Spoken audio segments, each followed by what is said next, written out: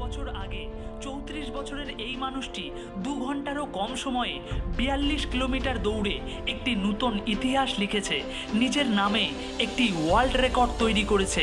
যে বয়সে একটি অ্যাথলিট ময়দান ছেড়ে দেয়, সেই বয়সে ইনি ওয়ার্ল্ড রেকর্ড বানিয়ে এটা প্রুভ করে দিয়েছে যে উইনার হওয়ার জন্য সাধারণ চিন্তাভাবনা আর সাধারণ কাজের থেকে অনেক বেশি কিছু করতে হয়।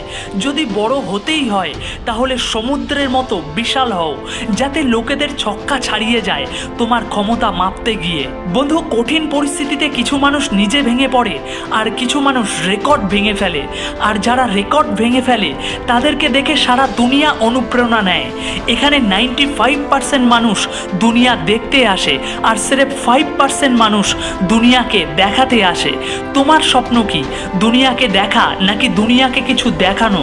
কমেন্ট বক্সে এটা লিখে অবশ্যই জানিও। জানি সবাই এটা লিখতে আসবে না, কারণ সত্যি ভীষণ কঠিন হয়। জীবনে সবাই সফল হতে পারে না। সফলতা শুধু তারাই পায় যাদের ভাগ্য ভালো হয়, আর নয়তো যারা ভালো করে পরিশ্রম করে। কিন্তু দুঃখের বিষয় এটা যে সবার ভাগ্য ভালো হয় না, আর পরিশ্রম সবার দ্বারা করা সম্ভব হয় না। যদি স্বপ্ন থাকে তোমার কিছু পাওয়ার, কিছু হওয়ার, যেটা তুমি আজ পর্যন্ত হতে পারোনি,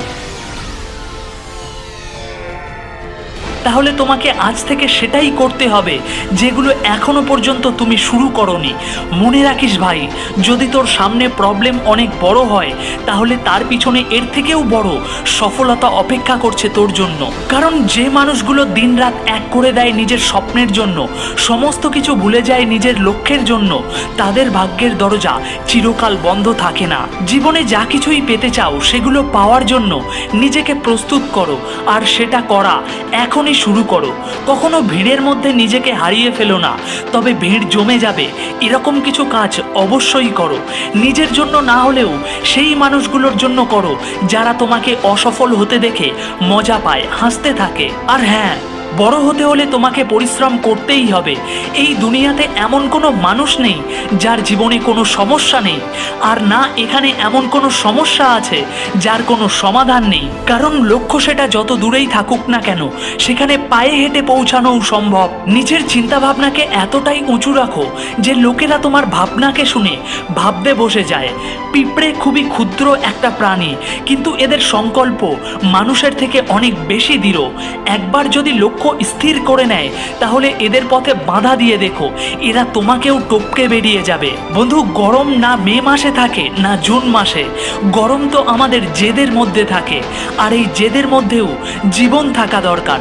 কারণ এরকম লাখো মানুষ আছে যারা হেরে যাওয়ার ভয়ে কখনো কোনো বড় অ্যাকশনই নেয়নি, আর জীবনভর আফসোস করে গিয়েছে। কারণ তারা স্বপ্নের মধ্যে জীবন্ত থাকতো, নাকি নিজের ভিতরে স্বপ্নকে জীবন্ত রাখতো।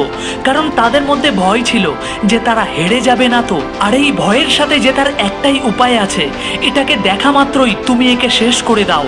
নিজের ভিতরে দীর্ঘদিন পুষে রেখো না ভয়। এর অর্থ দুটো দাঁড়ায়, এক, সব